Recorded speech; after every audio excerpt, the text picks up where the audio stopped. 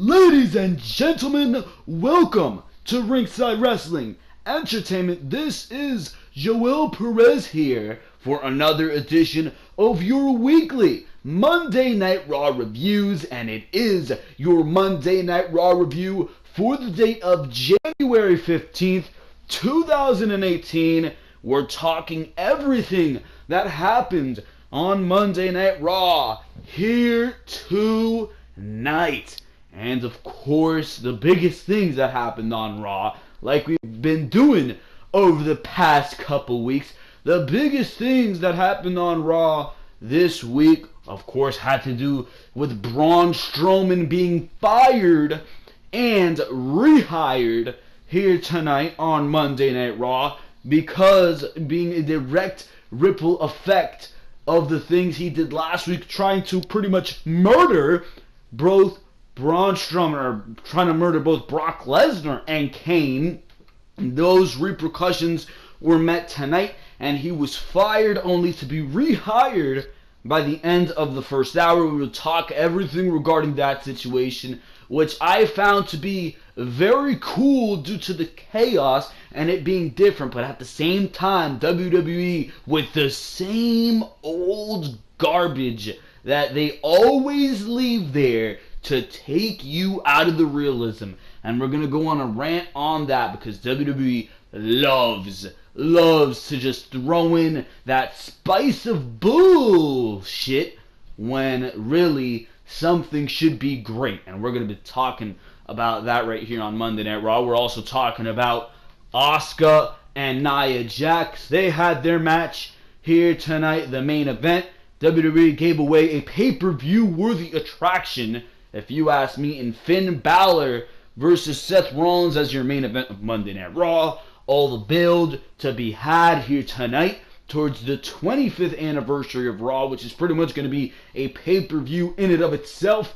Next week, we're going to be talking The Miz and what happened with him here tonight. Roman Reigns, what happened with him here tonight. Just pretty much everything that happened on Monday Night Raw here tonight.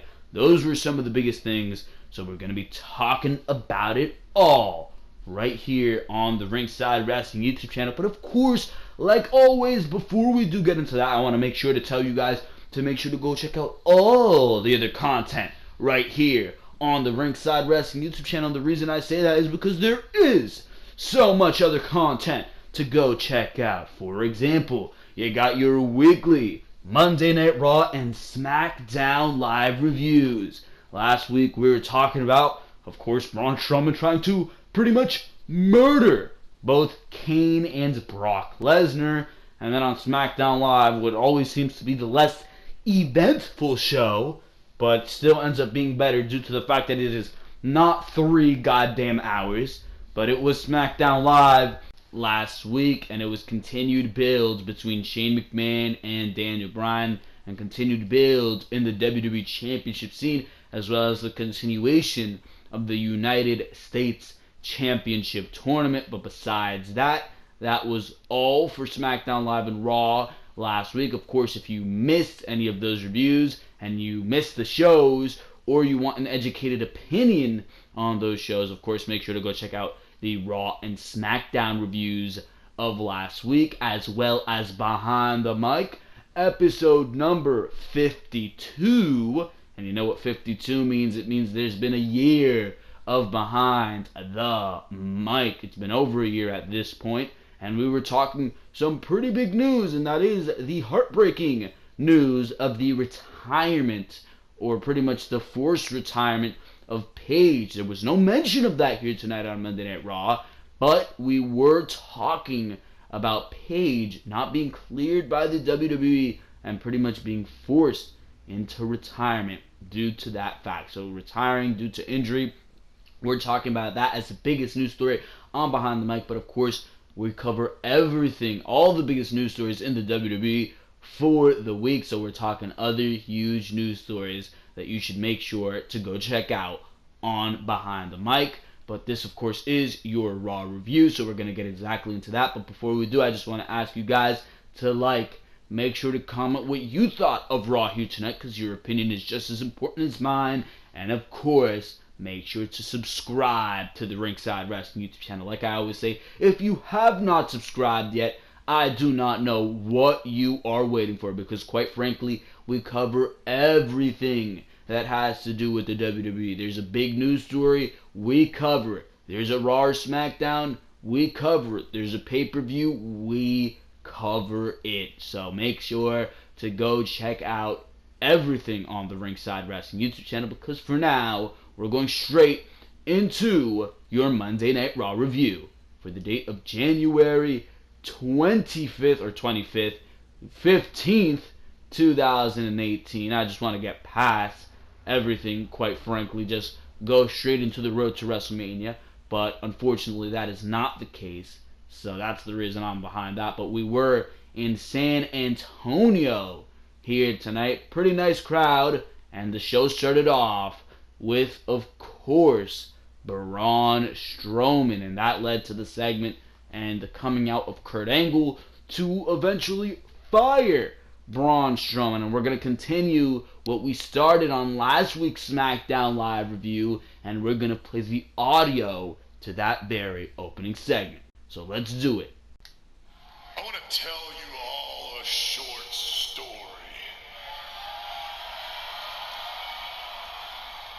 A short story with a happy ending. You see, a beast and a machine met a monster at the Royal Rumble. And the last one standing was the monster among men. And he became the new Universal Champion.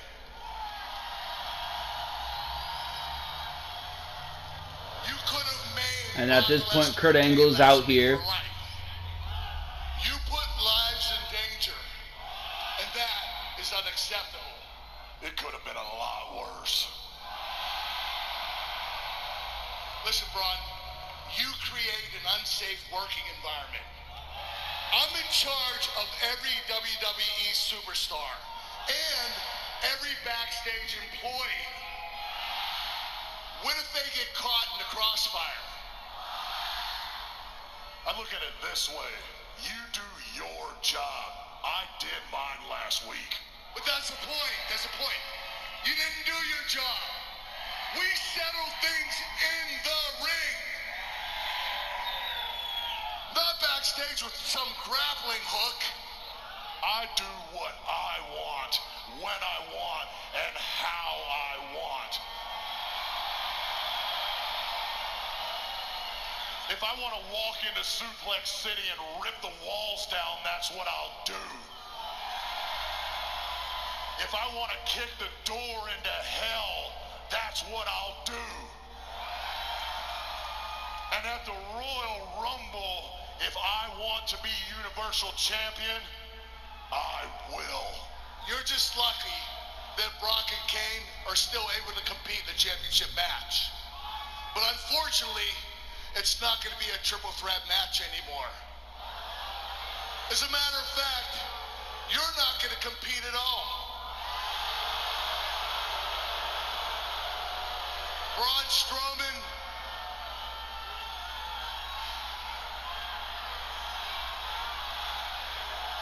you're fired. And there it is.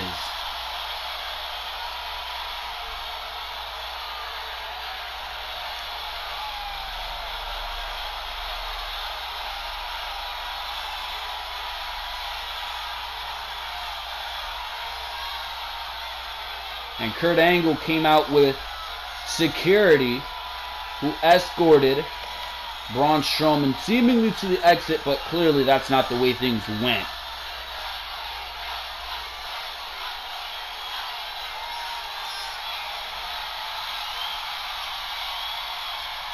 So Braun Strowman was escorted out by security, and he went to the backstage area where there was a series of incidents, I guess you could put it, where Braun Strowman just started destroying everything around him. But I clearly have to give this my nitpicks. What was Kurt Angle even thinking would happen by firing Braun Strowman's storyline? we look at this storyline-wise. What's going to happen if Kurt Angle fires Braun Strowman? Braun Strowman's just going to show up on SmackDown. So what's even the point of firing Braun Strowman at this point if you know he's going to show up on SmackDown? Clearly that's not the angle they played up. They played up the angle of Braun Strowman destroying everything on Monday Night Raw, leading them to hire him again. But I just find it ridiculous how the best solution to having Braun Strowman almost kill somebody on Raw is to fire him. Why not punish him by taking him out of the triple threat matchup? I really don't find it very logical that you would fire him, because what's going to happen? He's just going to go straight to your competition, SmackDown Live. So I don't understand where the logic is in firing him. But as far as Braun Strowman goes, Braun Strowman, love the guy on the mic. He is absolutely hilarious on the microphone. The one-liners he drops, he delivers what his job is perfectly. He really, really does. As far as Kurt Angle goes, Kurt Angle sounds completely overscripted, and I'm going to play you a segment where he sounds completely overscripted in just a moment. But this led to a series of altercations backstage with Braun Strowman. Clearly, he made his way to the backstage area. They were about to, or he was about to go out the exit door, but he says, you know what? Make me leave. Make me leave is what Mr. Strowman says. So he snaps and he destroys all of the security guards. Absolutely hilarious. He tosses one of them through a goddamn table, and he says that he's not finished and he's not leaving until he gets his hands on everyone. Now, one of my nitpicks here is, why, if Braun Strowman is destroying everyone, why didn't they do it the old school way? And why didn't they have Braun Strowman destroy the cameraman? I mean, realistically, why didn't you have him destroy the cameraman? I mean, couldn't you have gone to one of the arena cameras to make it look more realistic, to keep me in the realism of the moment, instead of having Braun Strowman say, yeah, I'm going to destroy everyone, but yeah, that cameraman who's recording me, yeah, I don't care about him. He can film me, right? What sense does that make? Anyways, in the midst of all this chaos, we go to the Bar versus Titus Worldwide. And this was an alright tag team matchup. But once again, for the second week in a row, Titus Worldwide manages to beat Sheamus and Cesaro. And this has me questioning what type of tag team scenario they are trying to build for the Royal Rumble. This sounds absolutely chaotic. Because while WWE already has The Bar and Jason Jordan and Seth Rollins in a tag team championship matchup at the Royal Rumble, this is now Titus Worldwide's second win over The Bar. And then on top of that, you're building the Balor Club to be viable contenders against Seth Rollins and Jason Jordan. So I don't understand what they're building here, and I'm absolutely sick and tired of the multi-man matches. So if what you mean to tell me is that all these teams are going to get their opportunity, and it's going to be a fatal four-way tag team contest at the Royal Rumble, I'm going to be absolutely mortified by that decision, because that's all we've seen in 2017. 2017 was the year of tag team breakups, which left the Monday Night Raw tag team division in the state that it is now, where you have to give a team like Titus Worldwide forced wins over The Bar.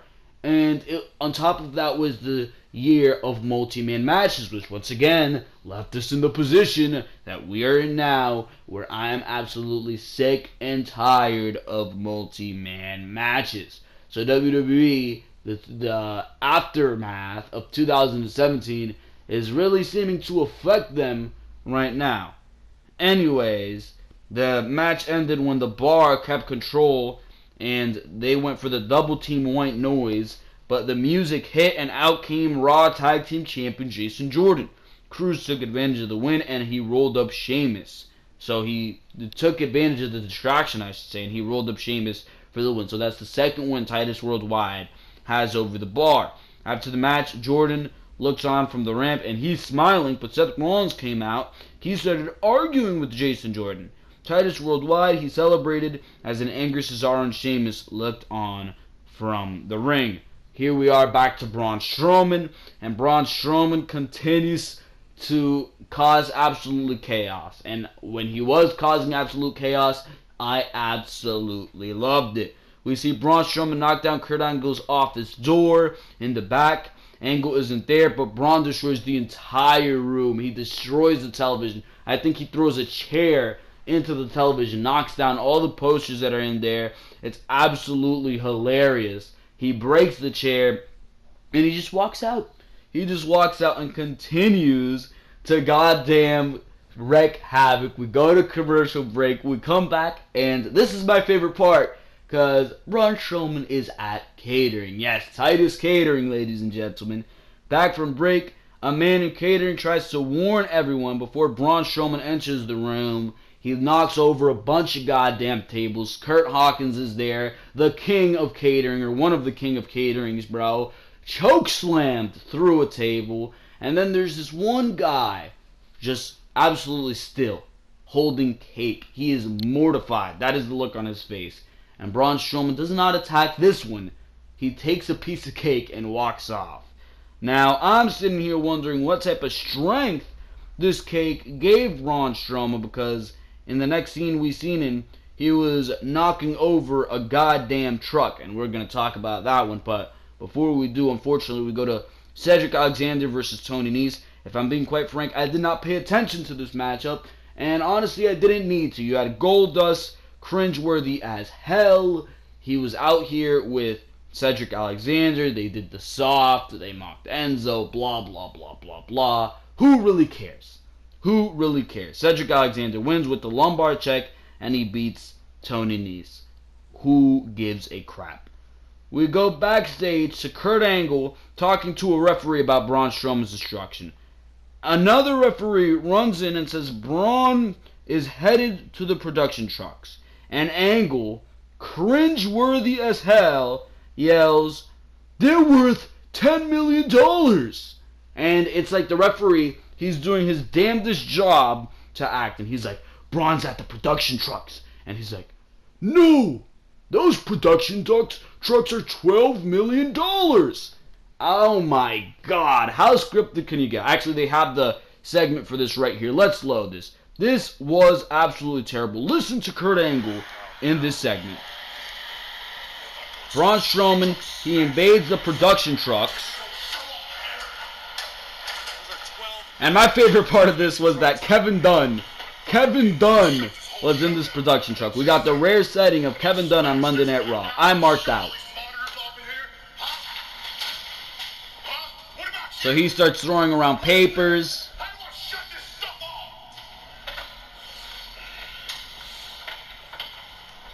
He hits himself on the door because he's so goddamn big. Doesn't even fit in the production truck. Throws around jackets, papers.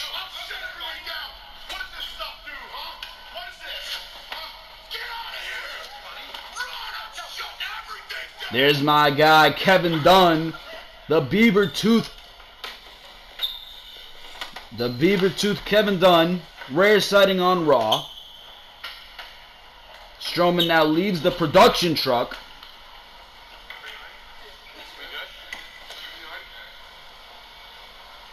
All the production members are worried.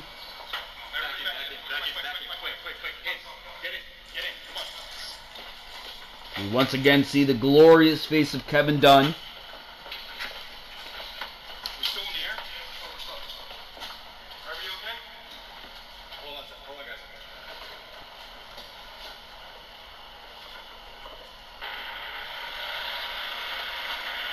And at this point, there's a shaking in the truck because Braun Strowman has driven the front part of this production truck. He disengaged the tractor, just like Corey Graves said.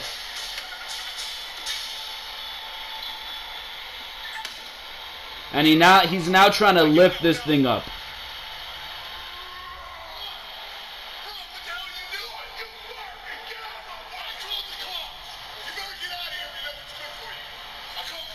So Braun Strowman leaves, and Kurt Angle gets a call because his phone is apparently always ringing. Back comes Braun Strowman, and this is where I nitpick, bro. Braun Strowman flipping over the truck.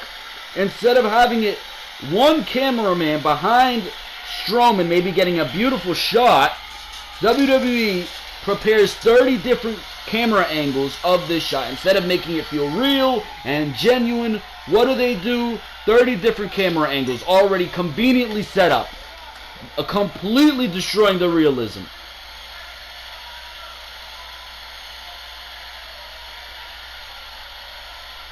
And Braun just walks off, and that ends the segment right there. So this is my issue with it. You completely destroy the realism of this segment by having 30 different goddamn cameras on this at the same time. While Braun Strowman was in mid-lift of this truck, you had literally 30 different camera angles flash. Ridiculous. Absolutely ridiculous. Instead of making it genuine, as it should be, and allowing me to process this moment of Braun Strowman just doing something absolutely goddamn crazy on Monday Night Raw, instead of allowing me to jump up with joy, finally something different on the show, you continue to do the same old shit. You continue to take me out of the realism because you got Kevin Dunn over there hitting his button 50 different times with 30 different camera angles already prepared. You've got to be kidding me, bro. You really, really do. What wrestling is supposed to do is suspend my belief, and not even in that could you do that. I know it's not realistic that the guy is able to pick up a goddamn truck to begin with, but at least let me imagine. You completely ruined that by the fact that you have 50 different camera angles conveniently prepared at this truck. It is ridiculous. That could have been done so much better. So much better. And that is my problem with that. But Braun, he walks off, and from the segment we've seen, and he enters the arena now. Fans pop huge for that. Braun stops on the stage, looks over at the announcers. They scramble to get out, but he grabs Michael Cole just in time, and the way he grabs Michael Cole looks absolutely hilarious. Braun looks to toss Cole off the stage, but Angle appears with security, and Angle says he has called off the police, and this is according to Kurt Angle. Stephanie McMahon, yes, I kid you not, Stephanie McMahon has called to rehire Braun Strowman. I'm glad Stephanie McMahon called to rehire Braun Strowman, aren't you?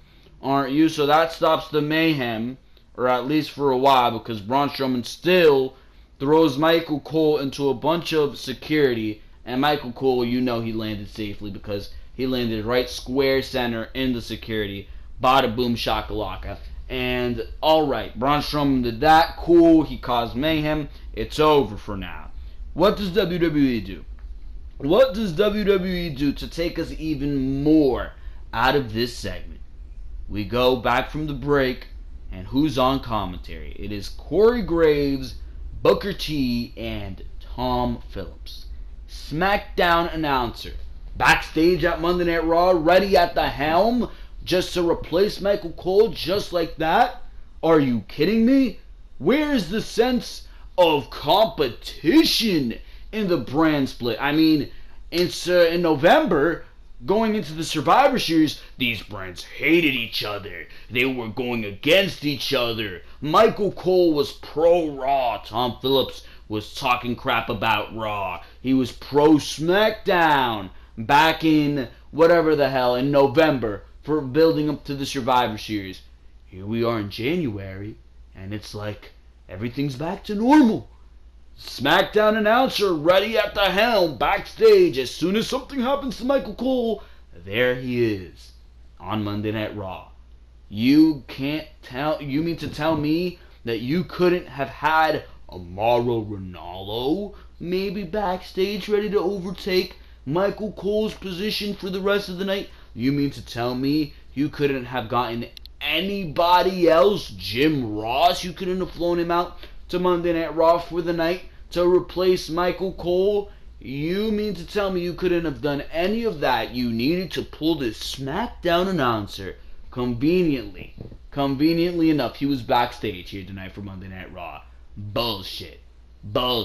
Another thing that just sucks you out of the moment right there. It is ridiculous. And those are the type of things that I notice while I'm watching this show. It is garbage. When you have these moments that you can make and create like you just did, and make these moments great, unforgettable moments that we will be remembering for years on Monday Night Raw. For one, and this is a completely different rant, you love to shove that in our face that we're going to be remembering this for years, and you make it feel forced, which they definitely did here tonight, no doubt about that. And then on top of that, you do things like this, where instead of remembering how great this segment was, I'm going to be remembering, oh, wasn't that the segment where WWE had like 50 different cameras immediately ready at the helm to have Braun Strowman flipping over a truck?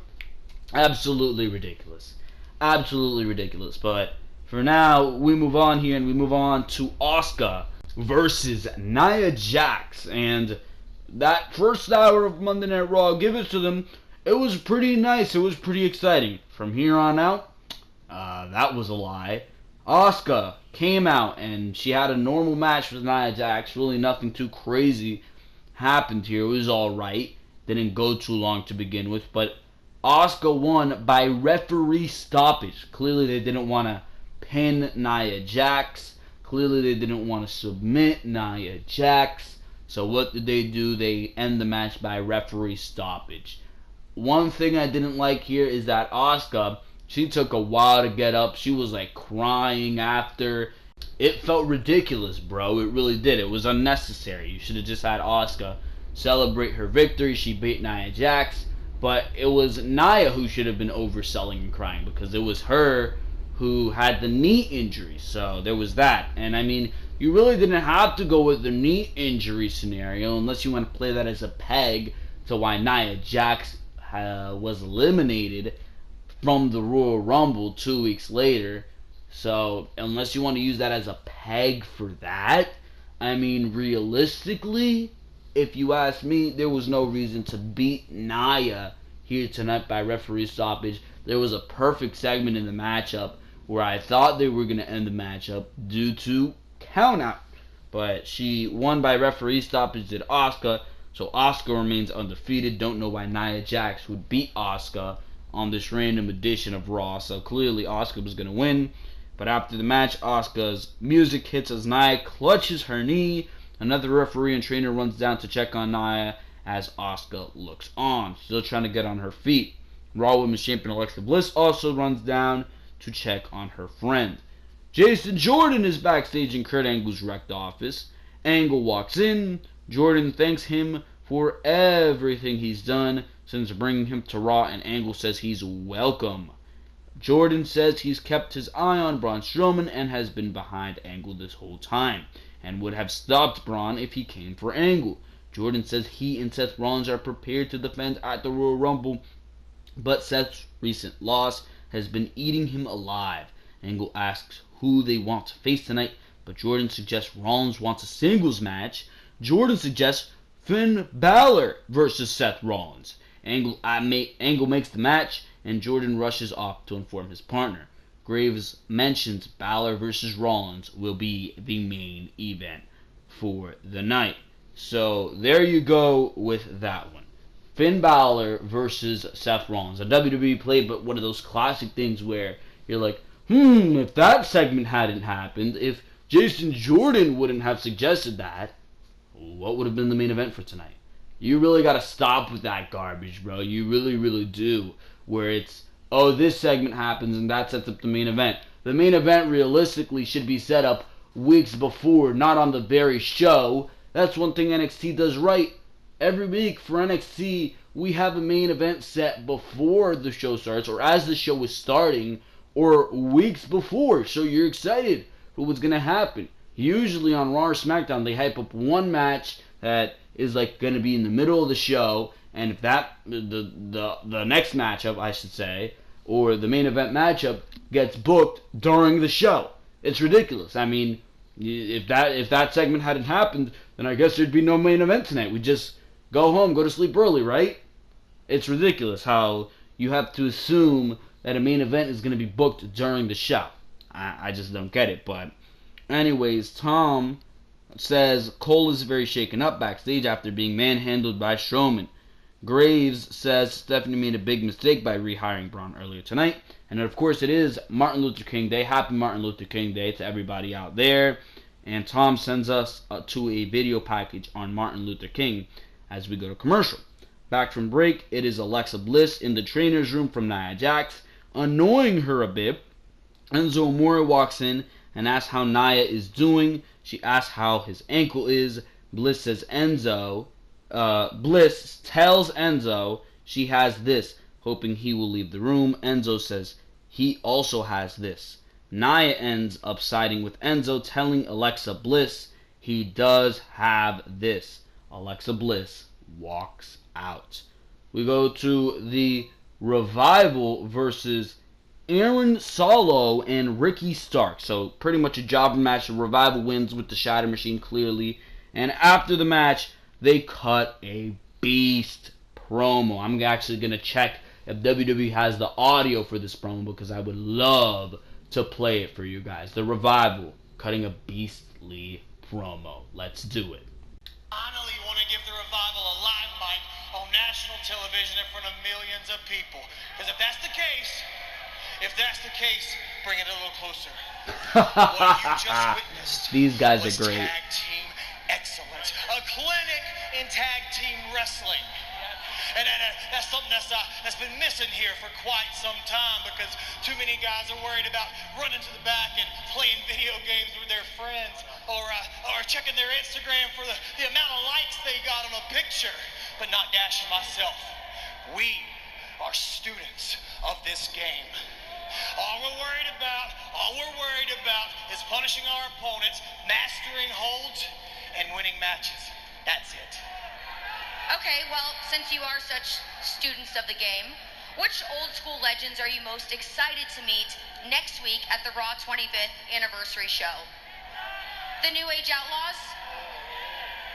Shawn Michaels?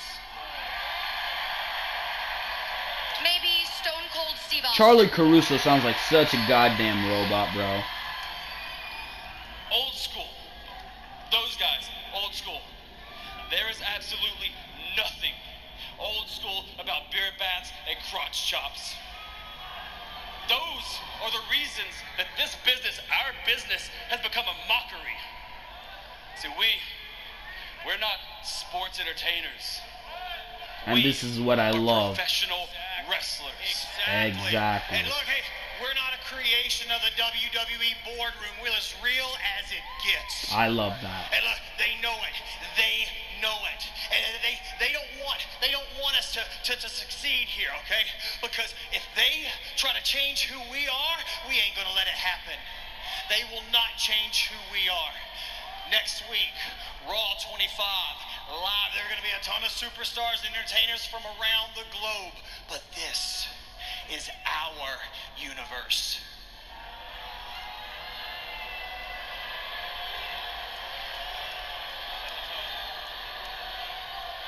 And there's only one team that's going to set the tone for Monday Night Raw for the next 25 years. And Jack, you're looking at them.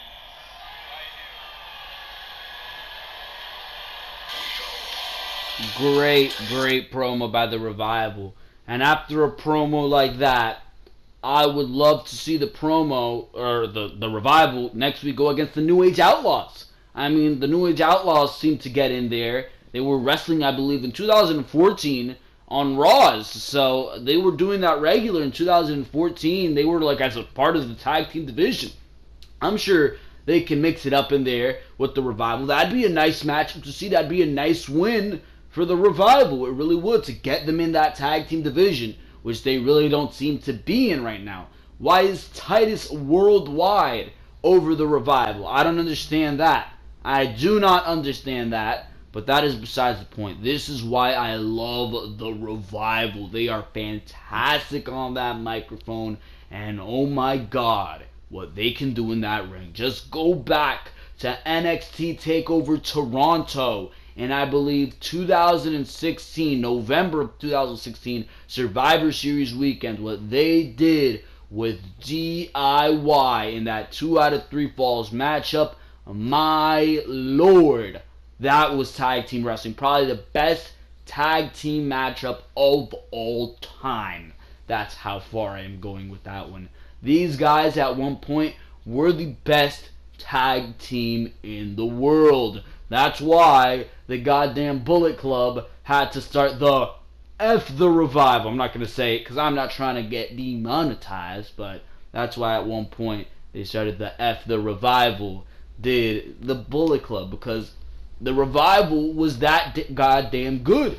And they've been sidelined by injury. They had an awful 2017. They came up to the main roster and it should have been their big break, but they were sidelined by Dash Wilder and his jaw injury, and then Scott Dawson and I believe his shoulder, or I'm not even sure where Scott Dawson got injured, but it was just an unfortunate year for the Revival. It was an unfortunate year for the Revival, and I think 2018, it's time to make things right. It's time to allow the Revival to do exactly what they said in that promo, to be professional wrestlers, because these guys are absolutely fantastic at what they do, and I do not think that should be understated. The fact that Titus Worldwide is being built up, the fact that you're putting a makeshift Bullet Club in the tag team scenario, the fact that Jason Jordan and Seth Rollins are your tag team champions right now is a disgrace when you have the Revival on your brand. There you go with that one. Elias, we see Elias here tonight. He plays a little guitar and asks, who wants to walk with Elias? He says first things first, he hopes Michael Cole is okay, because clearly Michael Cole every week is the one vouching for him on commentary. But Elias is here for 2 reasons. To teach everyone a lesson on what WWE stands for, and of course that is walk with Elias, and the crowd actually did it with him. And to remind everyone that the Royal Rumble is on the horizon. Elias names guys like Shinsuke Nakamura, Finn Balor, and Randy Orton being in the Rumble, but he's only concerned with one superstar. He wrote a song about it, and it sounds like this.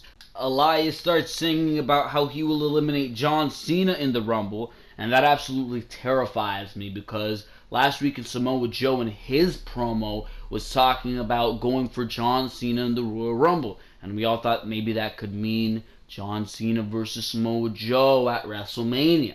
But now that Elias is mentioning this in his promo, it's either because Elias is going to replace Samoa Joe because now Samoa Joe is injured, or all these superstars are coming out saying that their target will be John Cena because John Cena is going to win the Royal Rumble. And they want to stack the odds against him, and they want to keep it refreshed in your mind that John Cena's in there and he's going to be the winner. So it's not coming out of nowhere, and that's your small little build for that. So that is what terrifies me about that. But hopefully that is not the case. Hopefully this is just WWE trying to build towards a little something in the future, because John Cena being in the main event at WrestleMania, not something that interests me at this point in time at all. Elias also takes a shot at the San Antonio Spurs for some cheap heat. Elias thanks the crowd, but the heat continues. Elias says he was paid a significant amount of money for this next part, so he needs everyone to listen up. He starts singing about The Miz and The Miztourage because he's introducing them. The Miz's music interrupts, and out comes with Bo Dallas and Curtis Axel. We come back from a commercial break, and The Miz is in the ring with a mic. Miz says he's got welcome back chance last week after being gone for 6 weeks because he was the spark that was missing from Raw, not John Cena or Brock Lesnar. Miz goes on and says Kurt Angle knows this is true because he granted him the Intercontinental title rematch, which was awesome. Miz says it also felt awesome to beat Reigns down with the Miztourage. Miz goes on and says, unforgettable TV moments is what he does, which is why the USA Network came to him and his wife Maurice for the Ms. and Mrs. unscripted reality show that debuts this year. Miz says he will do something next week that will have everyone talking about him for the next 25 years. He warns Reigns that the title is his. He made it prestigious. Miz declares that he will walk into the Barclays Center next week and reclaim his title, which will also feel awesome.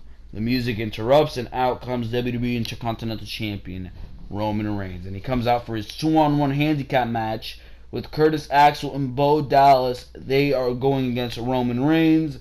And this matchup went for a damn while, but of course, because all matchups end the same, Roman Reigns won. Reigns leaves the ring, nails a Superman punch off the steel steps onto Dallas, who was hiding behind The Miz. Reigns stares at Miz and rolls him into the ring. Miz goes right to the floor, and Reigns grabs his coat, trying to stop him. Axel takes advantage and rolls Reigns up for, of course, a 2 count. Reigns gets up, runs the ropes, and nails the spear on Axel for the win. After the match, Reigns stands tall in the ring. His music plays. The Miz, Dallas, and Axel retreat up the ramp. We go to other replays, and we come back. Roman Reigns is not losing the Intercontinental title next week, if you ask me. Why? Because WWE is not taking that title off of Reigns. If Samoa Joe didn't do it, The Miz certainly ain't going to do it.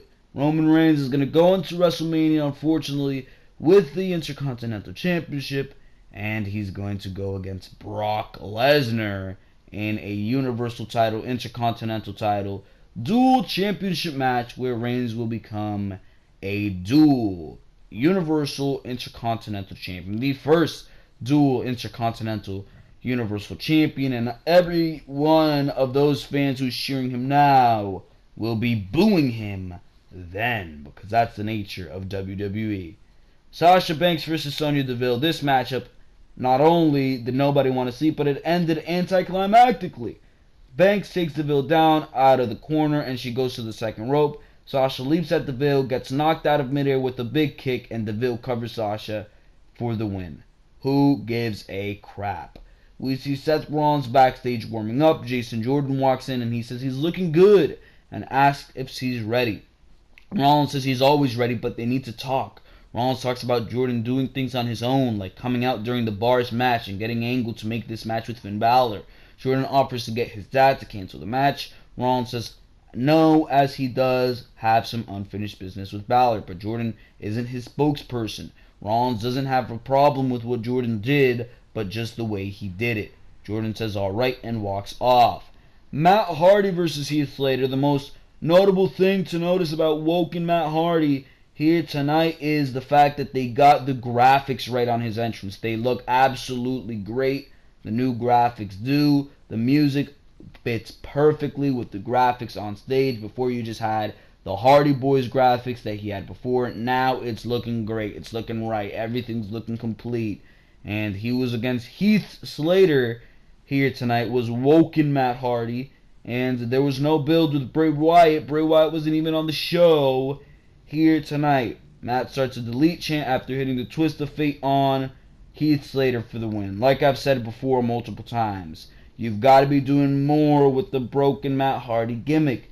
The Broken Matt Hardy gimmick is a lot more than what we've seen tonight, and WWE seems to be treading the most basic waters with what they can do with this gimmick. You gotta get more out of it. It's not the parts that you're implementing that made this the gimmick that it was, the gimmick that caught on fire around the indie wrestling scene. That's not what it made it. Actually, in all of professional wrestling, pretty much. That's not what made it what it was. It was not the part that WWE's implementing. It was everything combined about the gimmick. The gimmick didn't feel like just a gimmick. It felt like a universe. It felt like you were in the Great War. And WWE's not implementing that part of the gimmick, if you ask me. Very basic stuff this week. You got to do more. We learned that Bill Goldberg will be inducted into the Hall of Fame. If you want to know my thoughts on that, we covered it on Behind the Mic, episode number 51. That was the last news story we covered on there. So make sure to go check out Behind the Mic, actually episode number 52, if you want to know what I think about Goldberg being inducted to the Hall of Fame. From there, we went to Finn Balor versus Seth Rollins, which was our main event tonight. They started this matchup at the 10:52 hour. So clearly, Monday Night Raw went above what it needed to. Clearly, this was a good matchup. But, I mean, realistically, did it need to be given away on Monday Night Raw? No, it goddamn didn't. It really goddamn didn't. This matchup, you really didn't care about it, because how were you supposed to care? Realistically, the best part of this matchup was the end. Why was it the end? Because Seth Rollins hit a goddamn curb stomp for the first time in years. Hopefully WWE makes that his finisher again, because the curb stomp is absolutely beautiful, and it was actually banned in the WWE. But why would you ban it? It's a beautiful move, and Seth Rollins won with it, because the music interrupted. As Finn Balor was about to win, he actually rolled up Rollins with a 2 count, which was actually, if you ask me, a 3 count, which the announcers were arguing about. So the story is that Finn Balor was screwed because the referee called the matchup. It did not end according to the referee. The music interrupts. The bar came down the ramp. Cesaro and Sheamus corner Jordan while Gallows and Anderson are on the other side. So there's a brawl on the outside. Jordan moves as a brawl breaks out between the bar, Gallows, and Anderson. So Jordan is not in this brawl. Balor runs out the ropes and leaps out, taking them all out, including his tag team partners, which I always question why they do that. But Rollins and Balor go at it in the ring now. Balor goes for the coup de grace, but has to roll through because Rollins got out of the way. Cesaro gets on the apron, but Balor drops him. Jordan trips Balor while the referee had his back turned. Rollins took advantage, nailed a beautiful curb stomp, and he pinned Balor for the win. After the match, Jordan hit the ring to celebrate with a surprise Rollins. They leave the ring and hit the ramp as we go to the replays. And they took a few minutes to focus on Finn Balor, shaking up Finn Balor as Raw went off the air. It was ridiculous. It was ridiculous how long they had the camera on Finn Balor. It looked like he was about to turn heel on Gallows and Anderson for a second. It made no sense why they had the camera on him for so long. But Finn Balor was in defeat here tonight due to the act of Jason Jordan. So what I'm assuming is it's going to be Gallows and Anderson, or a combination of the Balor Club. It's going to be them, it's going to be Rollins and Jordan, it's going to be Titus Worldwide, and it's going to be the Bar in a fatal 4-way tag team championship matchup at the Royal Rumble, because WWE just can't sleep at night without their multi-man matches. Best thing about Raw here tonight was the goddamn curb stomp. The Braun Strowman segments were great, but WWE could have done much better with them. You already saw what my problems were with that. But Braun Strowman being Braun Strowman is not something I have a problem with. If there's a reason Braun Strowman is over, it's because of things like what they did here tonight. But as far as Raw goes tonight, not the best show of all time, not the worst show of all time, but still not goddamn good. Raw here tonight, if I had to give it a rating, probably a 4 out of 10. Probably a 4 out of 10. 2 points for all the stuff that happened with Braun Strowman, because it was something fresh, it was something different. You get a point for Rollins pulling out a curb stomp, and I'll give it 0.5 for the Matt Hardy stuff. 0.5 for the Matt Hardy stuff, because they gave him a new entrance and it looks pretty cool. And then another 0.5 for just something else. I'm not really trying to dig into this show, but for now, ladies and gentlemen, make sure to go check out all the other content: Raw reviews, Smackdown reviews, pay-per-view reviews, NXT TakeOver specials, Behind the Mic each and every single weekend, right here on the Ringside Wrestling YouTube channel, because for now, this has been Joel Perez of Ringside Wrestling Entertainment, and for now, I am out of here. Thank you very, very much for watching this video. I will see you tomorrow for your Smackdown Live review.